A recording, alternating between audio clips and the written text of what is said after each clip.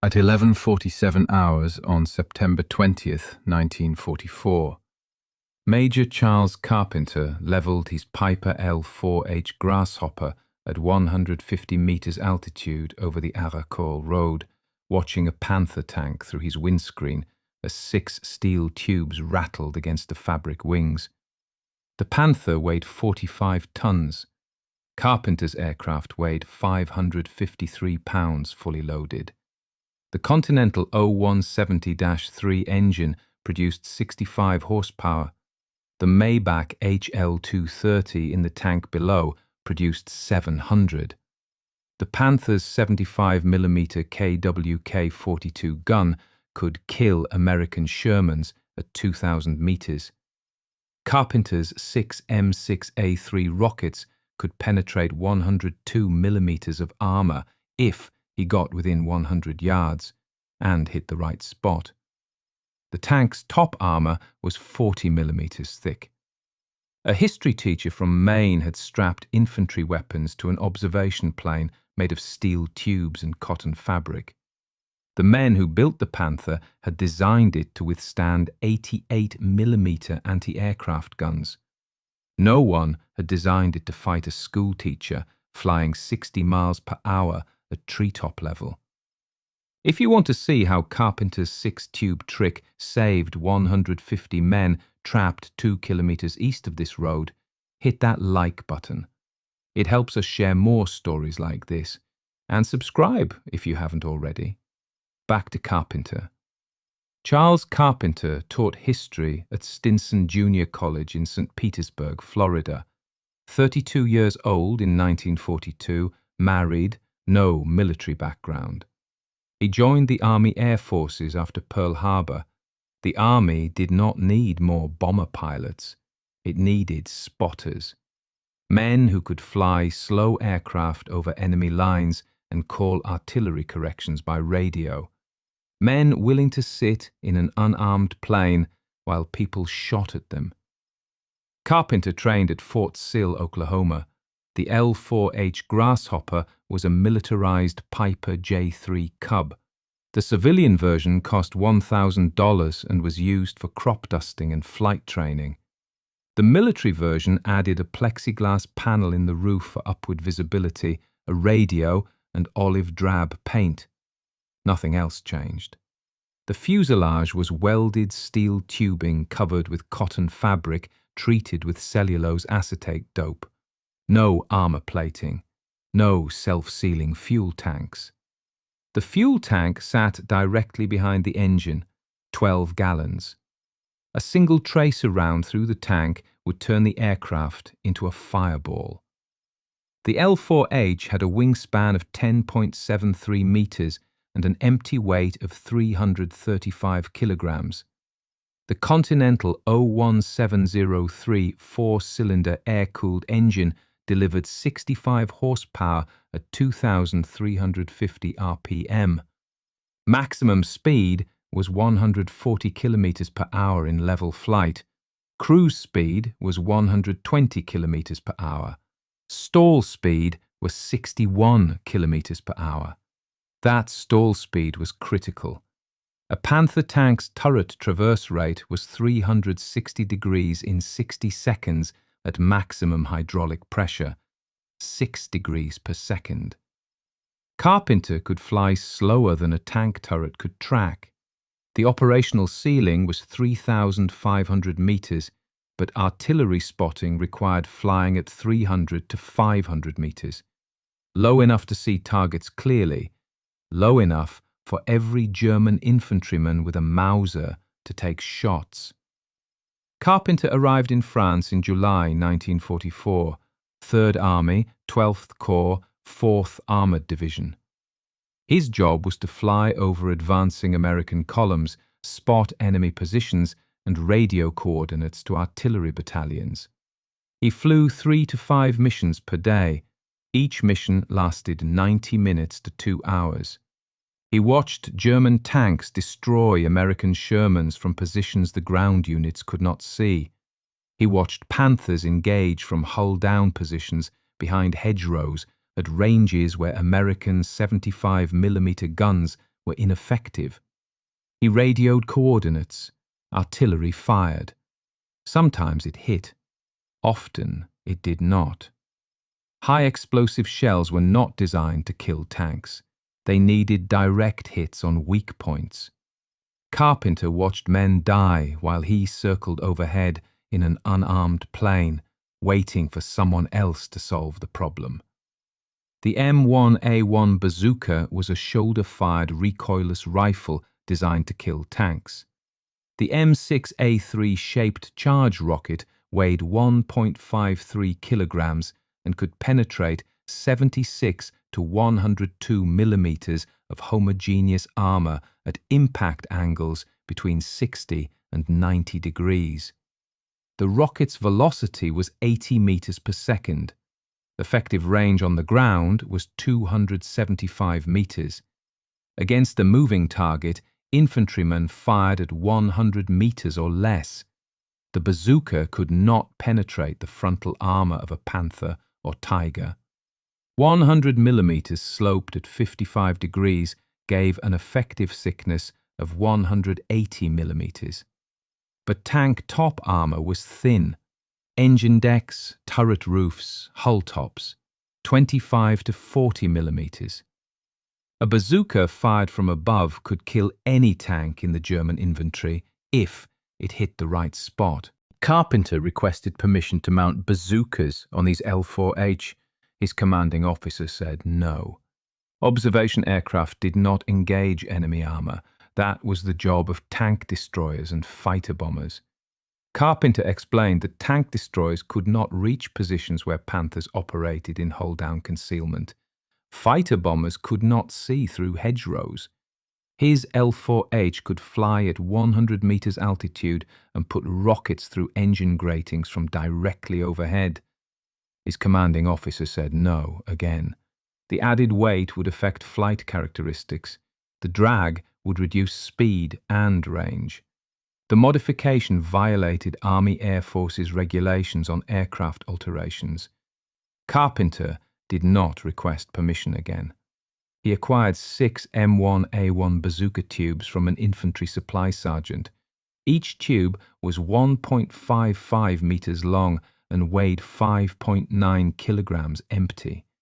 He fabricated mounting brackets from scrap steel at the division maintenance depot. The brackets attached to the jury struts under each wing, 3 tubes per side arranged in a triangular cluster.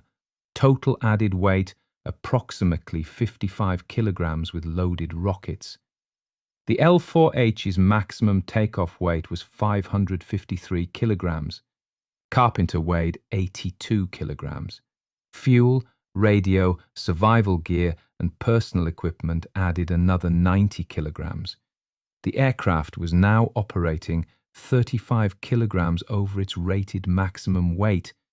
Carpenter compensated by reducing fuel load from 12 gallons to 9. That cut his endurance from 2 hours to 75 minutes.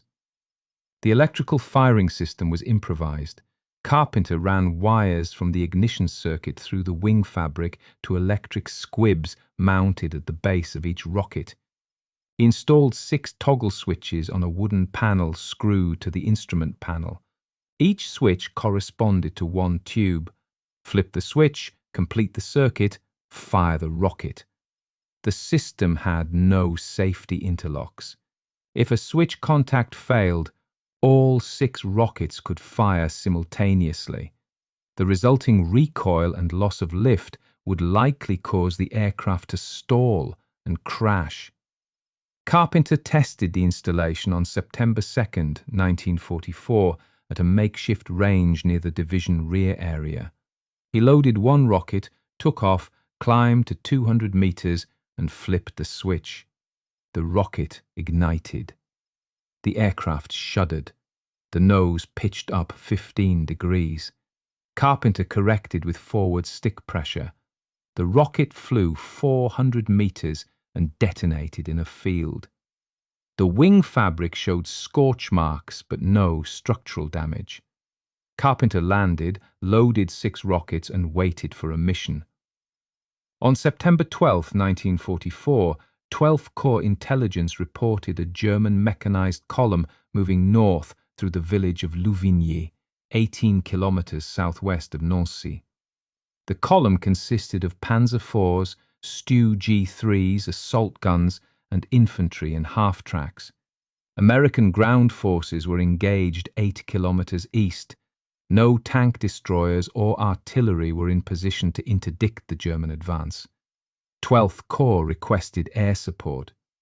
Cloud cover was at 400 meters. P-47 Thunderbolts could not operate below 600 meters minimum altitude due to anti-aircraft fire. Carpenter volunteered. He took off at 14:05 hours. Weather, overcast, 400-meter ceiling, visibility, 3 kilometers. He flew west at 100-meter altitude, following the main road. At 14:31 hours, he spotted the German column, 8 vehicles moving in single file at approximately 15 kilometers per hour. The lead vehicle was a Stug 3 assault gun. Carpenter identified it by the low-profile superstructure and lack of a rotating turret. He circled at 150 meters altitude, outside the effective range of the vehicle-mounted MG-42 machine guns. The Stug 3 had 80 millimeters of frontal armor. The top armor was 30 millimeters. Carpenter positioned the L-4H for an attack run from the northeast. Wind was 10 kilometers per hour from the west. He descended to 120 meters and reduced throttle to 100 kilometers per hour. The Stug 3 crew did not react. Observation aircraft did not attack ground targets. At 400 meters range, Carpenter nosed down to a 10-degree dive angle. The aircraft accelerated to 130 kilometers per hour. At 150 meters range, machine gun fire from the column started. Green traces. 7.92 millimeter rounds from infantry Mausers. None hit. At 100 meters range, Carpenter flipped the first toggle switch. The rocket ignited. The aircraft pitched up. Carpenter corrected. The rocket covered 100 meters in 1.25 seconds. It struck the engine deck of the Stug 3 30 centimeters behind the superstructure. The shaped charge detonated. The jet of superheated copper penetrated the engine compartment. Secondary explosions followed. Fuel, ammunition, hydraulic fluid. The Stug 3 stopped moving. Smoke poured from the engine gratings. The crew bailed out through the side hatches. Carpenter pulled up and turned east. Machine gun fire intensified. The remaining vehicles in the column were now fully alert. Gunners on the half-tracks were tracking him. He climbed to 300 meters and exited the area at maximum throttle. He landed at his forward strip at 15:03 hours. Fuel remaining, 4 gallons. Rockets expended, 1. Confirmed kills, 1 Stug 3 assault gun. His commanding officer met him on the flight line. The officer did not congratulate him. He informed Carpenter that unauthorized weapon modifications violated regulations and unauthorized attacks on enemy columns violated operational procedures.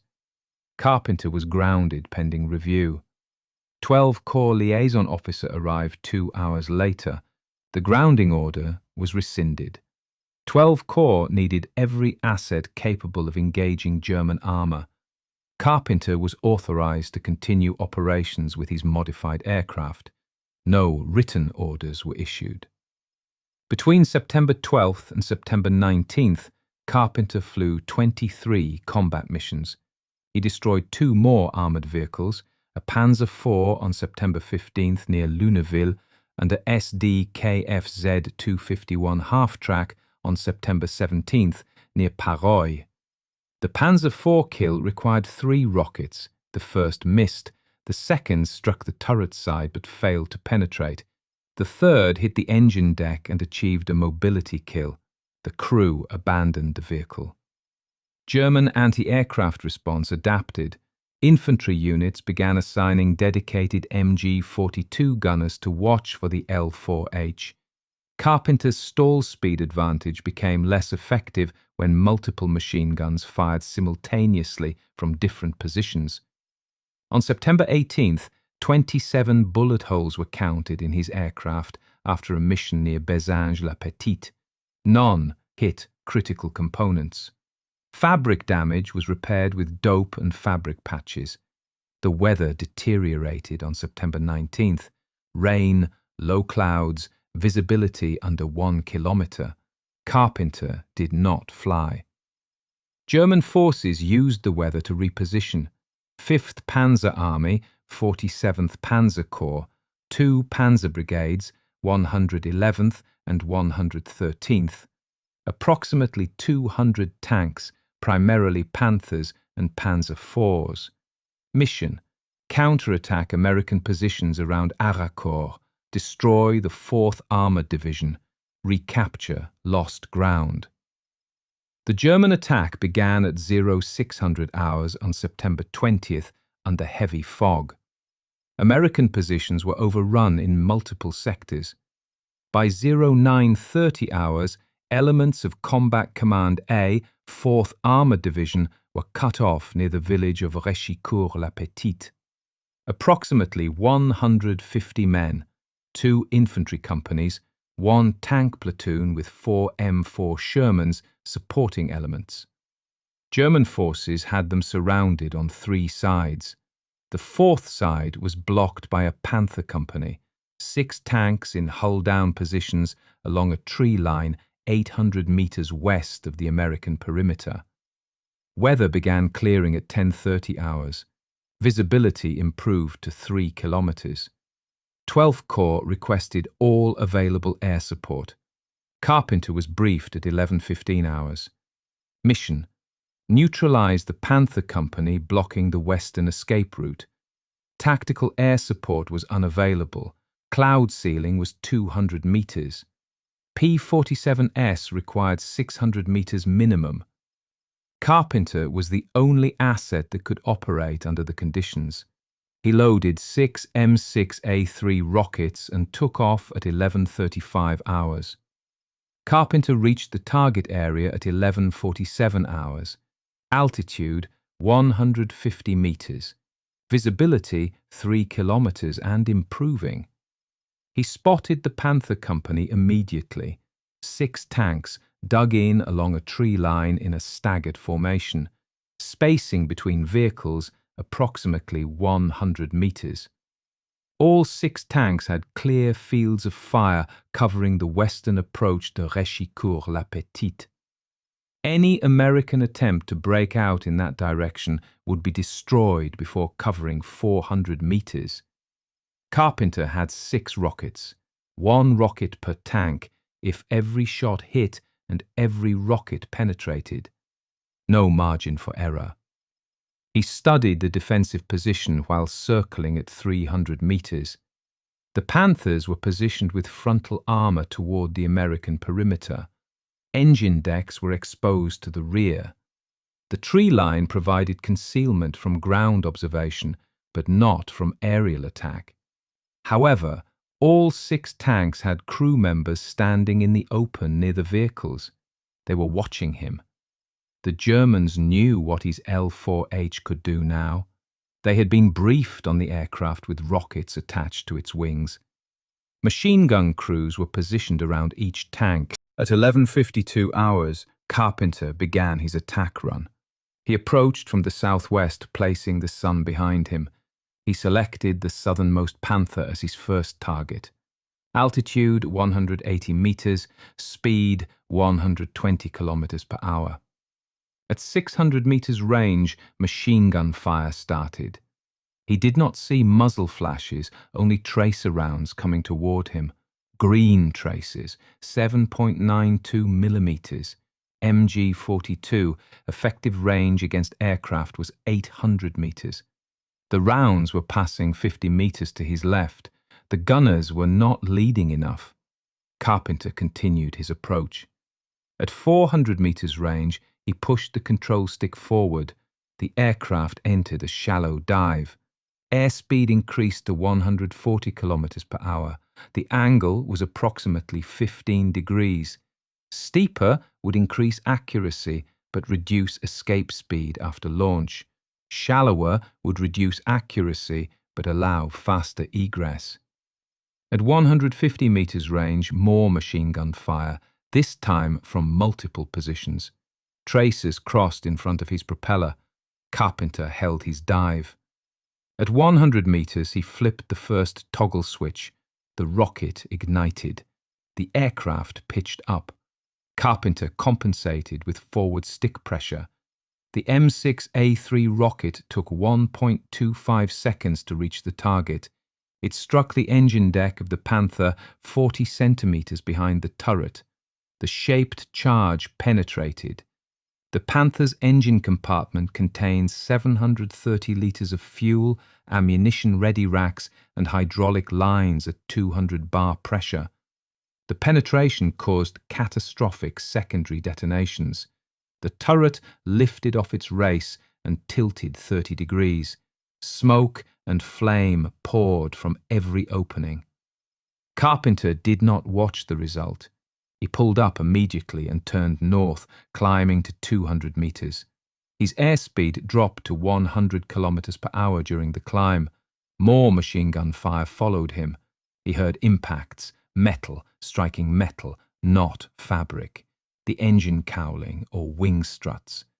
The Continental 0170-3 continued running. Carpenter leveled off and turned west to set up for the second attack.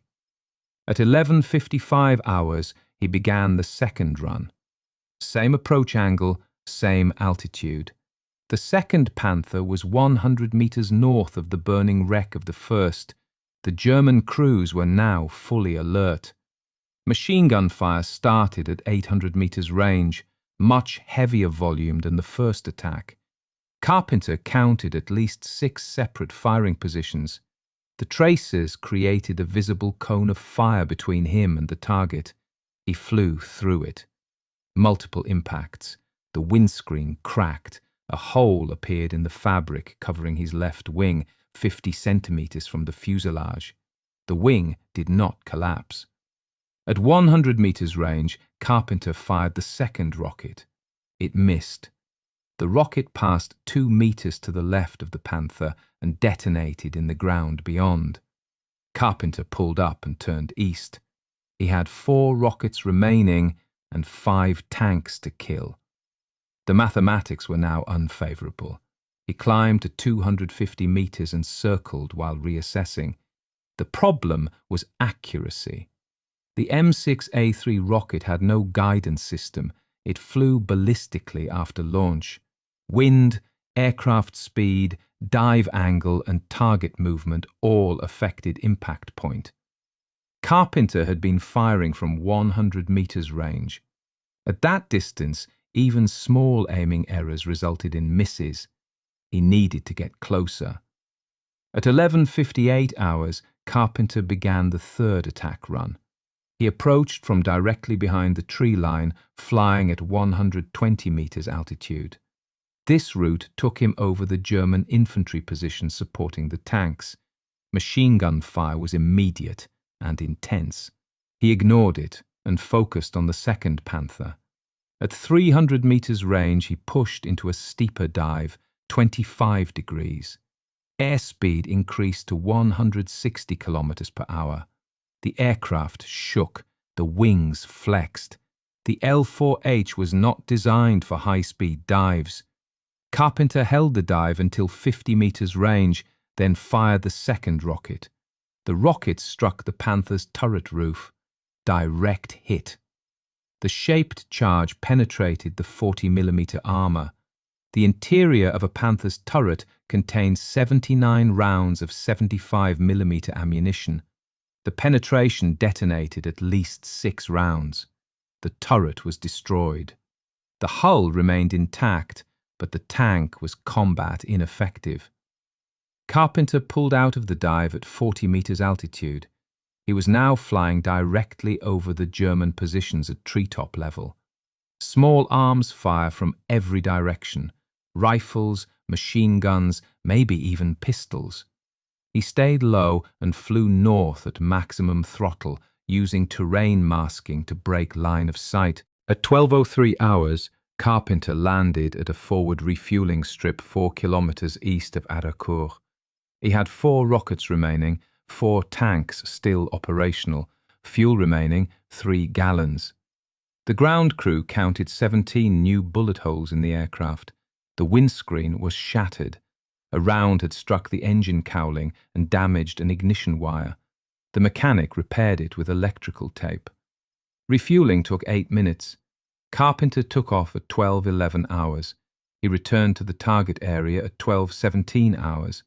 The 2 destroyed Panthers were still burning. The remaining 4 tanks had repositioned. They were no longer in a linear formation along the tree line. They had dispersed into a defensive box with overlapping fields of fire. Spacing between tanks approximately 150 meters.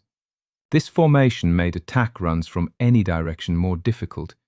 Carpenter would be exposed to fire from multiple tanks simultaneously. He circled at 300 meters for 3 minutes, studying the new formation. The German commander had adapted. The tanks were positioned so their engine decks were not exposed to any single approach vector. Attacking from the south exposed him to the northern tanks. Attacking from the east exposed him to the western tanks. Carpenter decided to attack all 4 tanks in rapid succession, accepting continuous fire exposure in exchange for eliminating targets faster than the Germans could coordinate defensive fire. At 12:20 hours, he began the attack sequence. He selected the easternmost Panther first. Dive angle 20 degrees, approach from southeast. Machine gun fire at 700 meters. He fired at 75 meters range. The rocket struck the engine deck.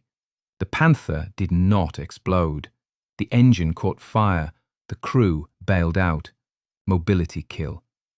Carpenter did not climb. He turned north at 50 meters altitude and flew directly toward the next Panther. Distance 150 meters. Flight time 4 seconds. He fired while in level flight at 60 meters altitude. The rocket hit the turret side. Penetration. The turret crew was killed, but the hull remained operational. The driver attempted to back the tank into defilade. Carpenter ignored it and turned toward the third Panther. This one was firing its 75mm main gun at an aircraft. The muzzle blast created a visible pressure wave.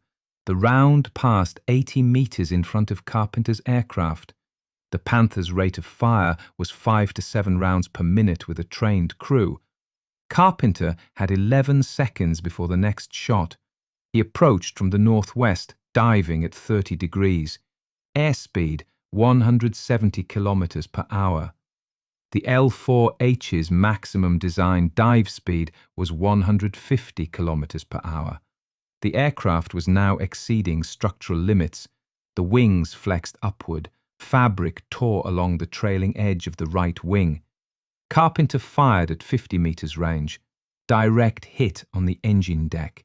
Secondary detonations. The Panther exploded. Carpenter pulled out of the dive at 30 meters altitude.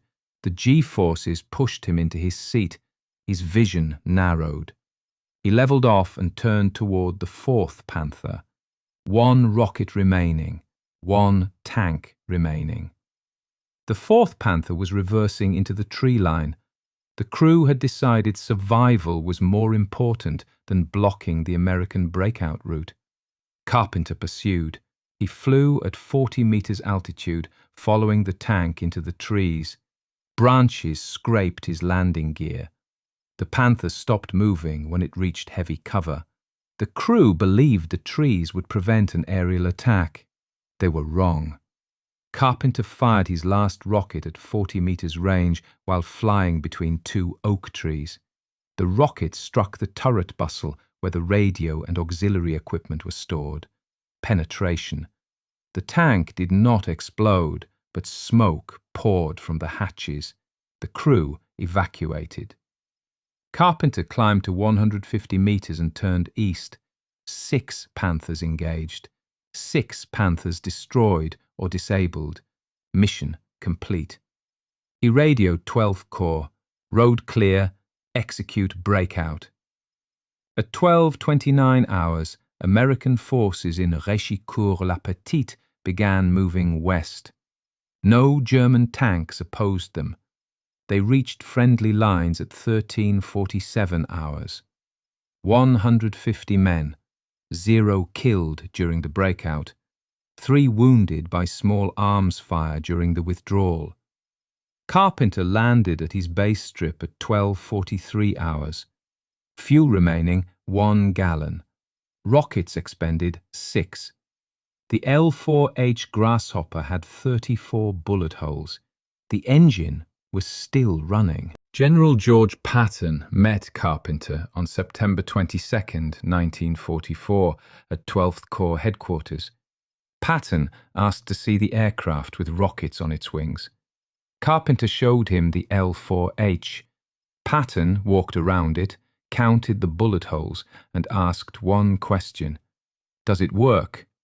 Carpenter answered, "Yes, sir." Patton said, "Good. Do it again." Carpenter flew 11 more missions with rockets before the end of September.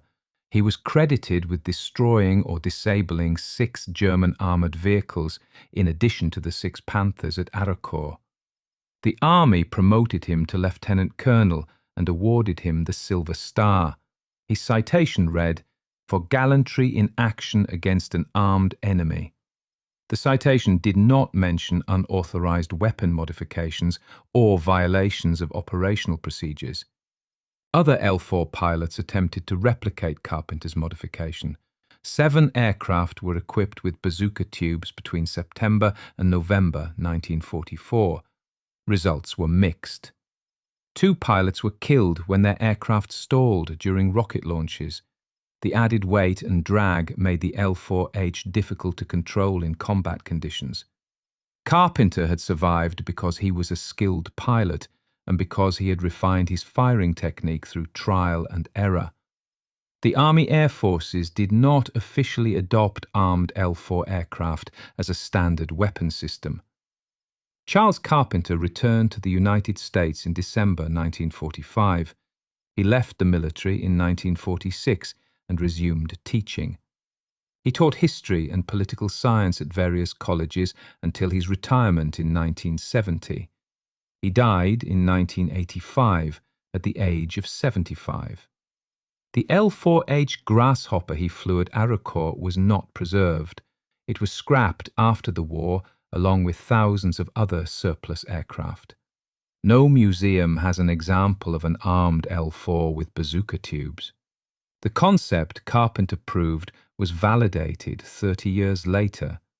The A-10 Thunderbolt II, introduced in 1976, was designed around the same principle: slow, low-altitude flight with heavy direct-fire weapons for close air support. The A-10 carries 30mm cannon and guided missiles. Carpenter carried 6 tubes of steel strapped to fabric wings. Both aircraft proved that speed and sophistication were not prerequisites for destroying tanks. Accuracy, persistence, and the willingness to fly into defensive fire were sufficient. If this story moved you the way it moved us, do me a favor, hit that like button. Every single like tells YouTube to show this story to more people. Hit subscribe and turn on notifications. We're rescuing forgotten stories from dusty archives every single day. Stories about men who proved themselves with skill and courage. Real people, real ingenuity. Drop a comment right now and tell us where you're watching from. Are you watching from the United States, United Kingdom, Canada, Australia? Our community stretches across the entire world. You're not just a viewer, you're part of keeping these memories alive.